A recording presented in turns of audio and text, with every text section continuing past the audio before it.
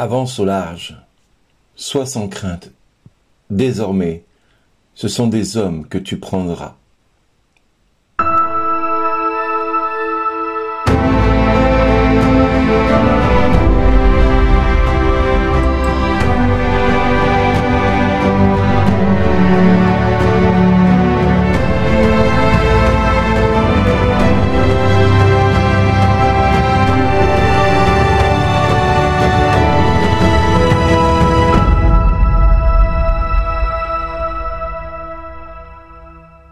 Aujourd'hui, le message vous est adressé par Bernard Dille. Bonjour les amis, aujourd'hui nous sommes peut-être encore surpris de voir qu'il y a des hommes, tout comme Pierre, capables de tout quitter, leur travail, leur famille, pour suivre Jésus. Laissant tout, ils le suivirent.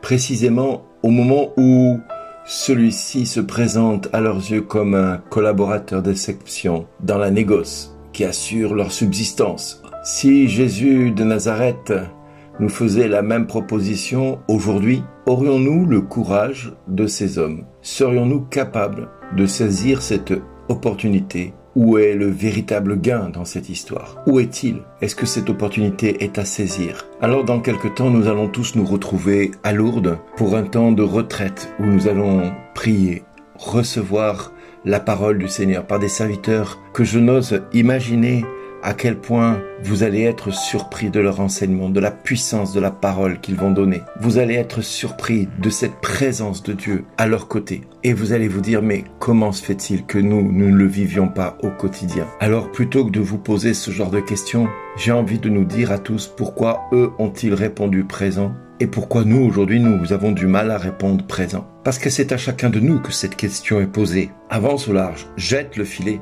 parce que c'est au large de ce monde dans lequel nous sommes que Jésus-Christ nous envoie. C'est au large de notre situation au quotidien que se trouvent des hommes et des femmes qui ont besoin d'entendre la parole de Dieu et de venir à Christ. Convertissez-vous et croyez à la bonne nouvelle, dira Pierre. Et nous aussi, aujourd'hui, nous avons à donner ce même message, cette même espérance, apporter à ces hommes et ces femmes qui nous entourent cette joie de vivre, cette joie d'être chrétien, cette joie d'avoir rencontré le Christ. Sommes-nous chrétiens? Là est la question, parce que sans se poser cette question, nous sommes hypocrites. Parce que le Christ nous demande, à chacun de nous, sommes-nous prêts à tout laisser pour le suivre? Et demain, vous allez prendre votre train, votre voiture, votre bus pour venir vous rendre à Lourdes et vous allez vivre un temps unique. Une pause dans votre quotidien pour vous poser cette question. Pourquoi j'existe? Pourquoi je vis? Pourquoi je meurs? Pourquoi je suis là aujourd'hui?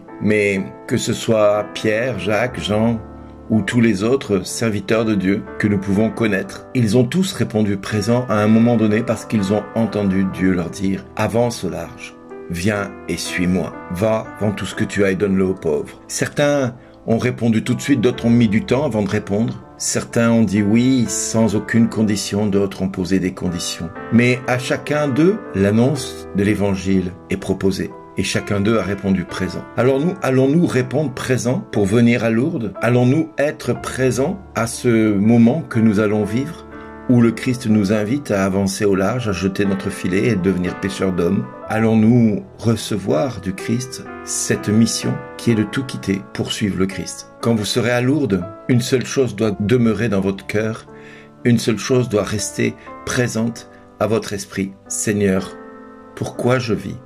Pourquoi j'existe? Pourquoi je meurs? Michel Berger posait cette question dans Starmania et aujourd'hui je nous la pose à chacun de nous. Pourquoi j'existe? Pourquoi je vis? Pourquoi je meurs? Pourquoi je suis là dans ce monde aujourd'hui? À quoi je sers dans ce monde? Pourquoi le Christ a-t-il voulu que j'existe? Pourquoi le Père, dans son infini amour, a voulu que ma vie soit importante à ses yeux, au point de donner son Fils unique pour me racheter de mes erreurs, pour me laver de mon péché et me conduire à la vie éternelle?